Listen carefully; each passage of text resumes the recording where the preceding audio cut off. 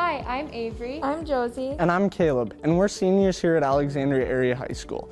And part of our DECA project is talking about the importance of financial literacy in our community. We interviewed a variety of experts in our community of Alexandria to talk about the basics of buying and owning a home.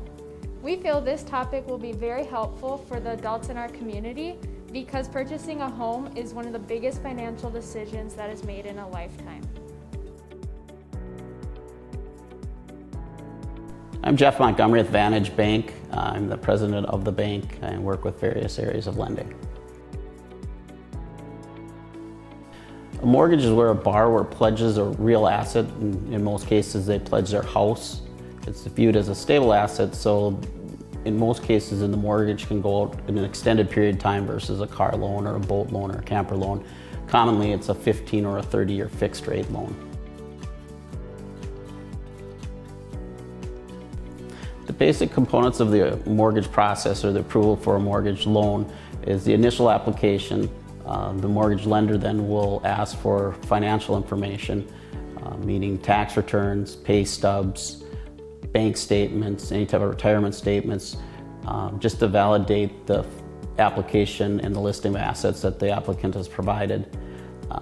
From that point, then that's to underwrite the borrower itself. Then the purchase of the property, appraiser is hired then to establish what the value in the current market conditions is of the property. And then from that, determine the loan amount or what loan product is the best fit for the applicant, and following the Fannie and Freddie Mae guidelines so that borrower can get a long-term fixed rate loan. My name is Leona Perlbud. I am the Senior Mortgage Loan Officer at Gate City Bank at the Alexandria, Minnesota office. There are 3 ways that you can apply for a mortgage. You can either come into my office and we can do it in person together. You can do it online by going to gatecity.bank, or you can do it over the phone with me.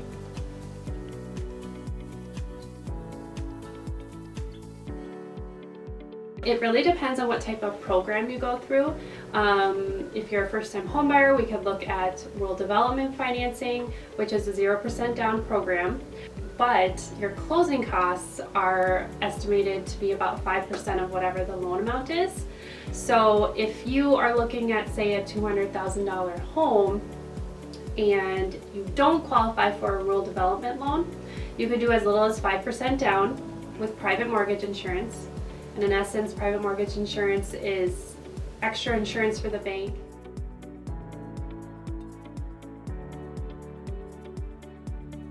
Hi, I'm Amy Christofferson. I'm the local State Farm agent here in Alexandria.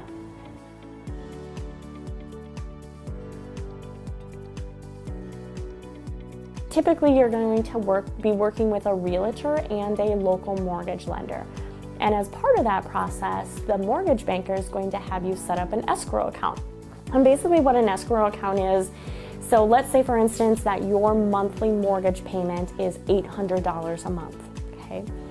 You're also going to have property taxes, and let's say your property taxes are $100 a month.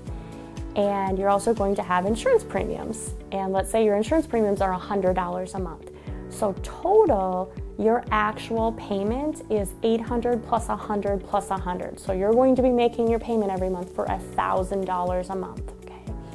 What an escrow means is basically you're combining in your property tax and your homeowner premium. When you get to the part of working with your mortgage banker to get to close, they're gonna need proof of insurance, okay? And so what happens is when we need proof of insurance, we're going to actually sit down and we're gonna say, how much is it gonna cost to rebuild your house? So we look at all the factors like when was your house built? What kind of siding does it have? What kind of flooring does it have? What kind of roof does it have? And we take all those factors and we put it into the computer system, and the computer system is going to say, based on the cost of lumber today in Alexandria, Minnesota, this is how much it's going to cost to rebuild your house. Okay? And so let's say, for instance, it comes in at $200,000. We use that number and we make sure that you're comfortable with all the coverages that go into that.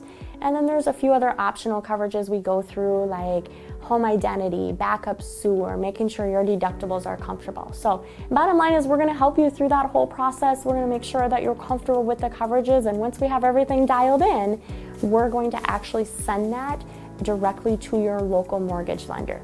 And that will give them everything they need so they are ready to close on time.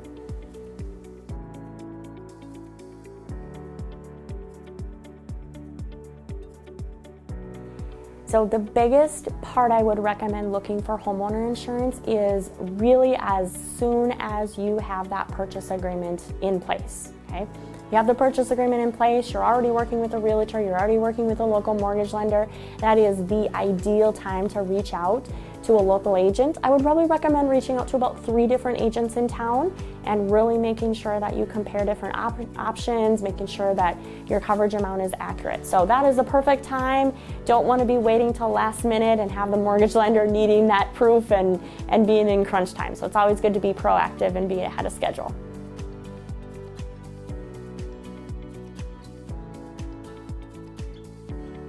The absolute best advice I can give you is to work with a local agent. When it comes to homeowner insurance, there are so many different options in homeowner insurance. And especially with having your first time buying a house, you want to be educated and you want to really understand.